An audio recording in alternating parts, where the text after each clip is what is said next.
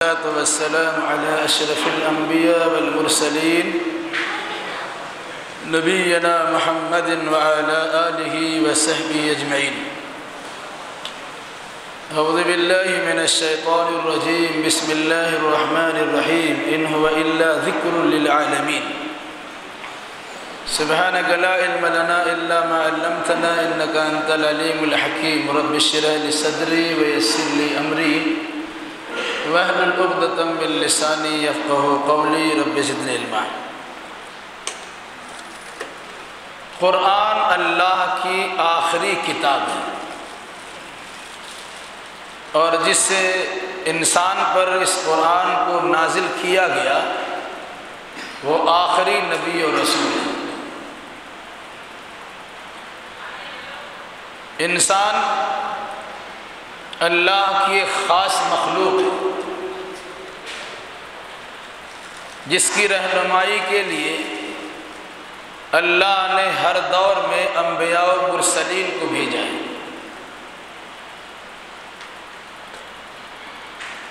ان نبیوں کا معاملہ ایسا تھا کہ کوئی خاص علاقے کے لیے، کوئی خاص قوم کے لیے، کوئی خاص طبقہ کے لیے اور کوئی خاص وقت تک کے لیے تھے. ان کو جو کتابیں ملی ان کتابوں کا بھی حال وہی تھا، لیکن محمد الرسول اللہ صلی اللہ علیہ وسلم کو جو کتاب دی گئی، جس کتاب کی تلاوت آج پوری دنیا میں تراویح کی نماز میں کی جا رہی ہے اور عام طور سے لوگ اس کتاب کے ساتھ جذباتی لگاؤ بھی رکھتے ہیں، اس قرآن سے متعلق اللہ تبارک و تعالیٰ کا اعلان ہے ان ہوا الا ذکر للعالمین. یہ قرآن صرف عرب والوں کے لیے نہیں اور کچھ خاص مدت تک کے لیے نہیں، بلکہ یہ قرآن عبرت و نصیحت ہے سارے جہان کے لیے. اللہ تبارک و تعالیٰ نے اپنا تعارف کرایا ہے تو کہا الحمدللہ رب العالمین.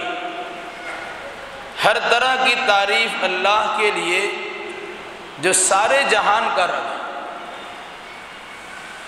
قرآن مقدس کا جب تعارف کرایا ہے تو اللہ نے کہا ان ہوا الا ذکر للعالمین. یہ قرآن سارے جہان کے لیے نصیحت ہے. اور جب صاحب قرآن کا تذکرہ کیا تو اللہ نے کہا وما ارسلناک الا رحمتا للعالمین، کہ ہم نے محمد الرسول اللہ صلی اللہ علیہ وسلم کو سارے جہان کے لیے رحمت بنایا. ان تینوں آیات کو مد نظر رکھے اور بطور خاص مختصر حمد و صلوات کے بعد اس آیت کریمہ کی تلاوت کی گئی ان ہوا الا ذکر للعالمین. تو اس سے قرآن کی اہمیت کا اندازہ لگے گا کہ قرآن کا پیغام آفاقی اور عالمگیر پیغام ہے. یہ عربی زبان میں ضرور نازل ہوا ہے. اس قرآن کے اولین مخاطب عرب کے لوگ ضرور ہیں. محمد الرسول اللہ صلی اللہ علیہ وسلم پہ نازل کیا گیا،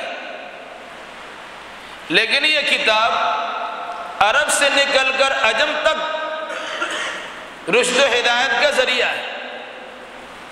یہ کتاب 1450 سال پہلے نازل ہوئی،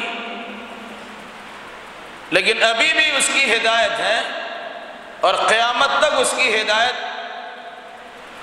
جاری و ساری رہے. فرمایا اللہ تبارک و تعالیٰ نے ان ہوا الا ذکر للعالمین، سارے جہان کے لوگوں کے لیے نصیحت ہے. عالمین میں ساری مخلوق،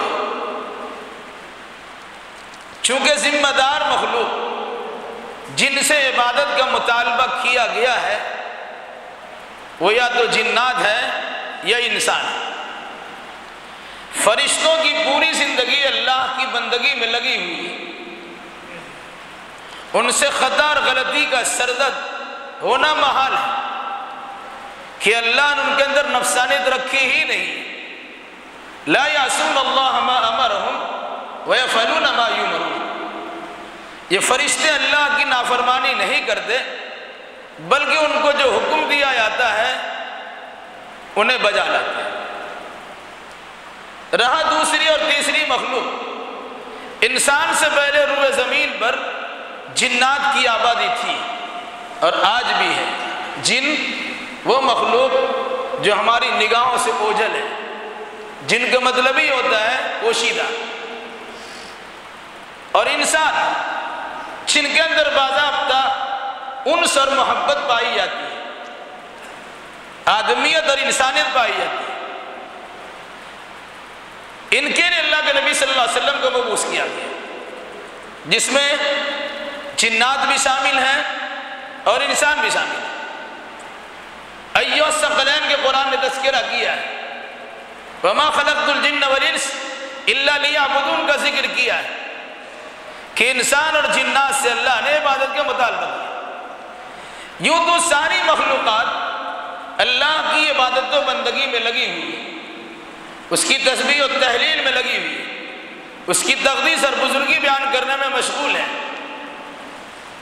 وَإِن مِّن شَيْءٍ إِلَّا يُسَبِّحُ بِحَمْدِهِ وَلَكِن لَّا تَفْقَهُونَ تَسْبِيحَهُم۔ دنیا میں جتنی مخلوقات ہے، چھوٹی ہو کہ بڑی ہو، دکھتی ہو کہ نہ دکھتی ہو، آسمان میں ہو کہ فضا میں ہو کہ زمین میں ہو کہ تہ میں ہو کہ سمندر میں ہو کہ سوراخ میں ہو کہ پہاڑ کے کھو میں ہو، جہاں بھی کوئی مخلوق ہے، کیڑا مکوڑا کی شکل میں ہو یا جانور جمادات نباتات کی صورت میں ہو، انسان جنات فرشتوں کی شکل میں ہو، یہ سب کی سب اللہ تبارک و تعالیٰ کی تسبیح ہے۔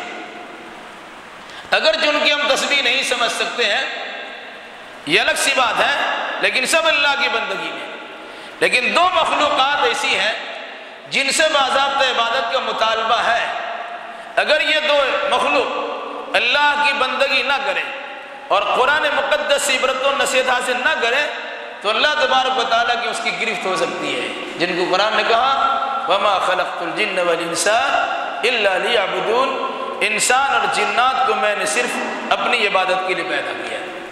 تو انسان جو دکھتے ہیں، جنات جو دکھتے نہیں ہیں، ان دونوں کو بطور خاص عبرت و نصیحت حاصل کرنے کی تلقین کی گئی اور کہا گیا إِنْ هُوَ إِلَّا ذِكْرٌ لِلْعَالَمِينَ۔ دنیا کے کسی خطے میں انسان آباد ہو یا جنات آباد ہو، شہر میں رہتے ہو یا دیہات میں رہتے ہو، آبادی میں رہتے ہو کہ جنگل و بیابان میں رہتے ہو، صحرا میں رہتے ہو یا اور کسی جگہ پہ رہتے ہو، اگر وہ انسان ہے اور اگر وہ جنات ہے تو ان دونوں سے مطالبہ ہے کہ تمہارے پاس اللہ کا پیغام پہنچ چکا ہے جس کا نام قرآن ہے، یہ تمہاری نصیحت کے لیے نازل ہو چکا ہے، تمہاری ذمہ داری ہے اس سے عبرت و نصیحت حاصل کرو۔ تو قرآن کو اللہ نے عالمی بنایا ہے، آفاقی بنایا ہے، عالمگیر بنایا ہے، دنیا کے سارے خطے میں قرآن مقدس کی آواز پہنچ کر رہے گی۔ اگر ہم نے نہیں پہنچایا تو یہ ہماری کوتاہی ہے، یہ ہماری بدبختی ہے، ورنہ ہماری ذمہ داری ہے کہ ہم اللہ کے اس پیغام کو گھر گھر پہنچائے، ڈگر ڈگر پہنچائے، نگر نگر پہنچائے، قریہ قریہ، بستی بستی، شہر شہر پہنچا دیں۔ اور الحمدللہ آج ایسے اسباب وسائل پیدا ہو چکے ہیں کہ جن ذرائع کے استعمال کے ذریعے ہم اللہ کے اس پیغام کو عبرت و نصیحت کے لیے ان کی زبان میں پہنچا سکتے ہیں۔ الحمدللہ عربی زبان کوئی نہیں سمجھتا تو جو زبان وہ لکھتا ہے، پڑھتا ہے، سمجھتا اور بوجھتا ہے، ان ساری زبانوں میں اللہ نے اپنی اس آخری کتاب قرآن مقدس کا ترجمہ و تفسیر کرا دیا ہے، ان تک پہنچوا بھی دے رہا ہے۔ پہنچانے کی ذمہ داری ہماری ہے، ہمیں پہنچانا چاہیے۔ اگر ہمارے پاس علم و حکمت ہے اور ہمارے پاس طاقت و قدرت ہے ہمارے پاس وسائل و اسباب ہے تو ہم اللہ تبارک و تعالیٰ کے یہاں معذور نہیں سمجھے جائیں گے بلکہ پکڑے جائیں گے اگر ہم نے اللہ کے قرآن کو تمام انسان و جنات تک نہیں پہنچایا تو۔ اسباب وسائل ہمارے پاس ہے، ذرائع ابلاغ کے وسائل کا استعمال کرنا ہمارے لیے ضروری ہے۔ پھر ان سے قرآن مطالبہ کرتا ہے ان هو الا ذکر للعالمین، دنیا کے جس خطے میں انسان و جنات ہو بطور خاص، ان سے مطالبہ کیا گیا ہے کہ تمہاری نصیحت کے لیے، عبرت حصول کے لیے یہ قرآن ہم نے دے دیا ہے، تم دنیا کے جس خطے میں رہو تمہاری ذمہ داری ہے اس سے عبرت و نصیحت حاصل کرو۔ اس اندازہ کیا ہوا کہ قرآن کوئی علاقائی کتاب نہیں ہے، قرآن کوئی قومی کتاب نہیں ہے، قرآن کوئی وقتی کتاب نہیں ہے، قرآن کوئی ذاتی کسی مخلوق کی کوئی ذاتی کتاب نہیں ہے، بلکہ قرآن اللہ تبارک و تعالیٰ کی آفاقی اور عالمگیر کتاب ہے۔ 1450 سال پہلے عرب میں اس کا نزول ہوا۔ اس کے اولین مخاطب اہل عرب تھے جن کی زبان عربی تھی، لیکن وہی کہا کہ عربی میں ہم نے قرآن اس لیے اتارا ہے تاکہ تم سمجھو۔ اب اگر کوئی انسان قرآن پر ایمان لاتا ہے تو اس کے لیے ضروری ہے کہ عربی زبان بھی سیکھے، لیکن اگر وہ عربی زبان نہیں سیکھتا ہے پھر بھی اس کے لیے قرآن کا سمجھنا ضروری ہے، چاہے جس زبان کو سمجھے مگر سمجھنا ضروری ہے۔ اور سمجھنے کے بعد عبرت و نصیحت حاصل کرنا اس کے لیے ازحد ضروری ہے، کیونکہ قرآن کہتا ہے ان هو الا ذکر للعالمین، نہیں ہے یہ قرآن مگر سارے جہان والوں کے لیے نصیحت کا سامان ہے۔ ہم مسلمان کتنے اس سے عبرت و نصیحت حاصل کرتے ہیں وہ ہمارے سامنے ہے۔ ہم خود ہی سے پڑھتے نہیں، سمجھتے نہیں، نصیحت حاصل کرتے نہیں، عمل نہیں کرتے تو دعوت و تبلیغ کیا کریں گے اور کیسے لوگوں تک اللہ کے پیغام کو پہنچا سکیں گے؟ تو اللہ نے اللہ کے نبی سے کہلوایا کہیے یا ایھا الناس انی رسول اللہ علیکم جمیعا، اے دنیا کے کسی خطے میں رہنے والے انسان، میں تم تمام کے پاس اللہ کا نبی بن کے آیا ہوں۔ یہی قرآن کہتا ہے تبارک الذی نزل الفرقان علی عبدہ لیکون للعالمین نذیرا، بابرکت ہے اللہ کی ذات جس نے فرقان، جو قرآن کا دوسرا نام ہے، اس قرآن و فرقان کو اللہ نے نازل کیا ہے تاکہ اے نبی اس قرآن کے ذریعے سے ساری دنیا کے لوگوں کو خبردار کر دیجیے۔ اس مناسبت سے اللہ نے اس قرآن کو عالمی قرآن بنایا ہے، آفاقی قرآن بنایا ہے، اس کی تعلیمات عالمگیریت لی ہوئی تعلیمات ہیں۔ یہ الگ سی بات ہے کہ مسلمان اس پر اجارہ داری قائم کرتے ہیں کہ ہماری مذہبی کتاب ہے، ہم ہی سے ہاتھ لگائیں گے، دوسرا اسے چھو بھی نہیں سکتا ہے۔ اور بدقسمتی کی انتہا تو یہ ہے کہ مسلمانوں میں بھی ایسے گروہ موجود ہیں، کہا مخصوص قسم کے علماء ہیں، وہی قرآن مقدس کو پڑھ سکتے ہیں اور سمجھ سکتے ہیں، عوام الناس کا قرآن مقدس سے کیا لینا دینا ہے؟ یقیناً اس قسم کا نظریہ رکھنا قرآن مقدس پہ سراپا ظلم ہے۔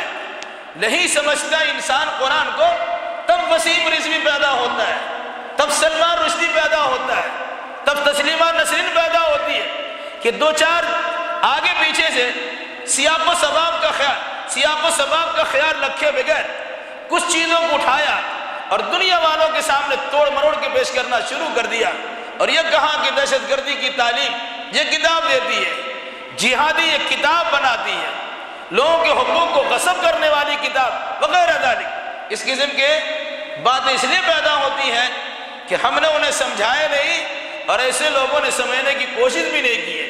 اگر کوئی انسان قرآن کو سمجھے گا اور اس سے خصوصی رشتہ ناطہ جوڑے گا، وہ خود بھی نصیحت حاصل کرے گا اور دنیا والوں کو نصیحت کا پیغام عام کرے گا۔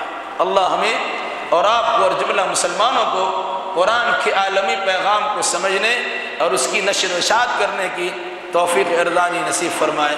اقول قولی ھذا واستغفر اللہ لی ولکم ولسائر المسلمین وآخر دعوانا ان الحمد للہ رب العالمین۔